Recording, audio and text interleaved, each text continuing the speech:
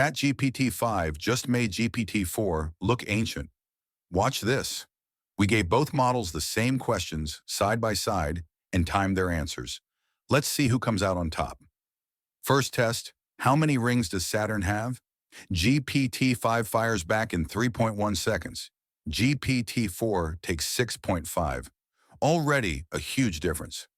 Next, how many distinct iPhones has Apple made? GPT-5 answers in 8.3 seconds. GPT-4 struggles at 11.2. Final test, how many type combinations exist in Pokemon? GPT-5 nails it in 5 seconds. GPT-4, 11 seconds. And way too messy. So across these quick challenges, GPT-5 is 30 to 50% faster. But speed isn't even the most important upgrade. And that's where things get crazy. The OpenAI CEO Sam Altman put it this way: GPT-4 was like having a high school student in your pocket. But GPT-5, that's like carrying around a PhD-level expert.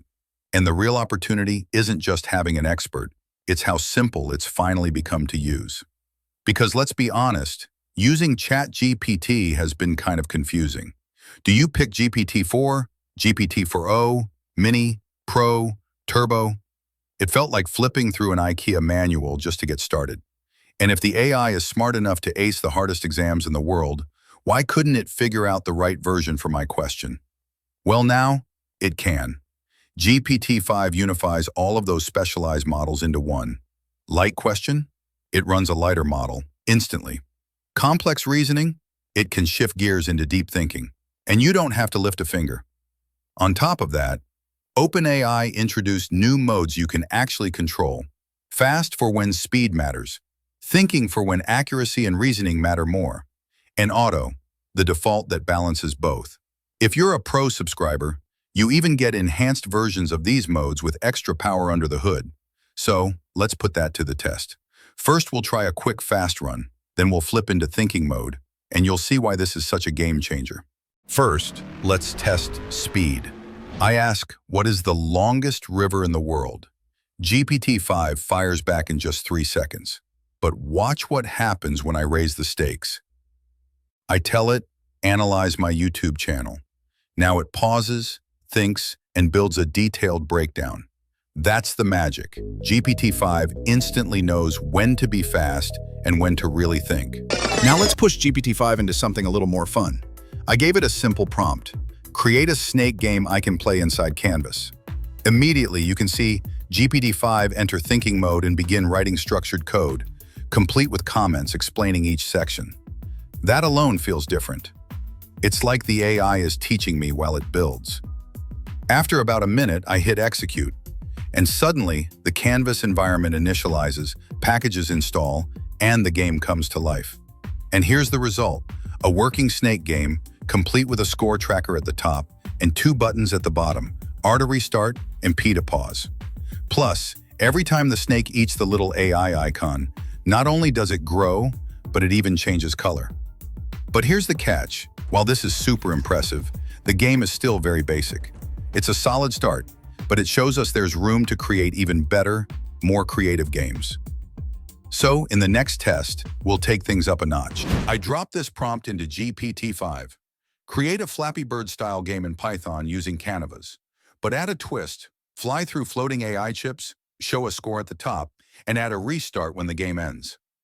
GPT-5 pauses, thinks, and a minute later it hands me structured code with clear comments. I hit execute, Canvas spins up, installs what it needs, and the game springs to life.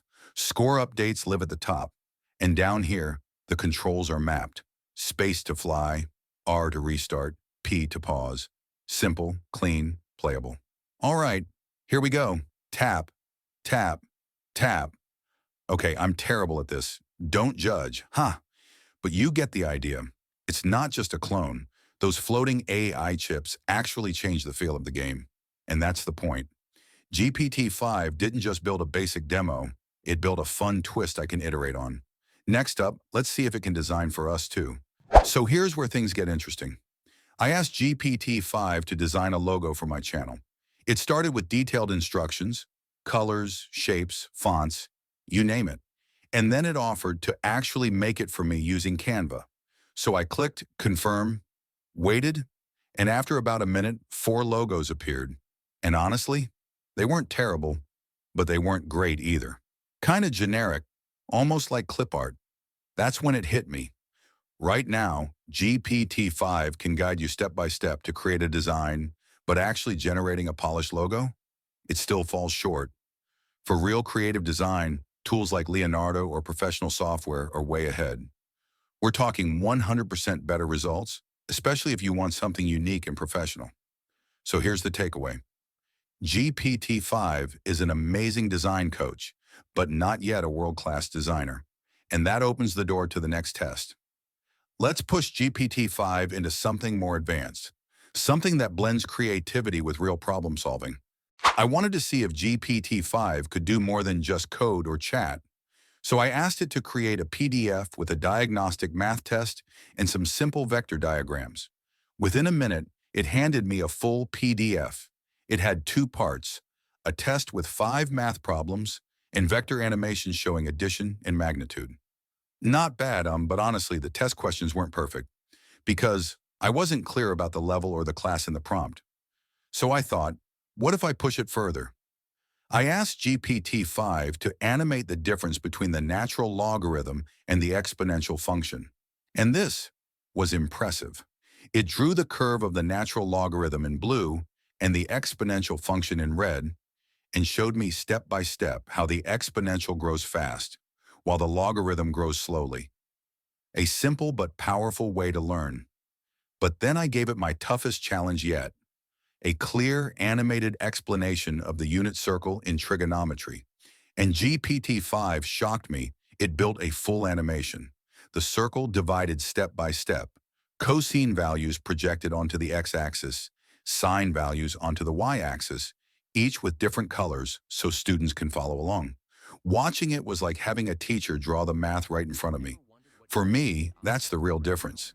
GPT-5 isn't just answering questions, it's teaching visually step by step, and that opens up a whole new world for learning. So here's my question for you. Do you think GPT-5 really changes the game, or would you still stick with older models? Drop your thoughts in the comments. I'll be reading them. For me, GPT-5 feels like a step into the future. Think about it. 5 years ago, we barely trusted AI to answer a simple trivia question. Now it's building games, designing lessons, even teaching concepts step by step. And this is just the beginning. Here's the truth. AI will never replace humans, but humans who learn how to use AI, they'll replace the ones who don't. That's why I believe the smartest move you can make today is to learn how to work with it. And that's what this channel is here for. If you got even one idea, one insight, one spark from this video, hit subscribe, because this is just the start of what's coming. And in the next one, I'll show you exactly how to take it even further. See you there.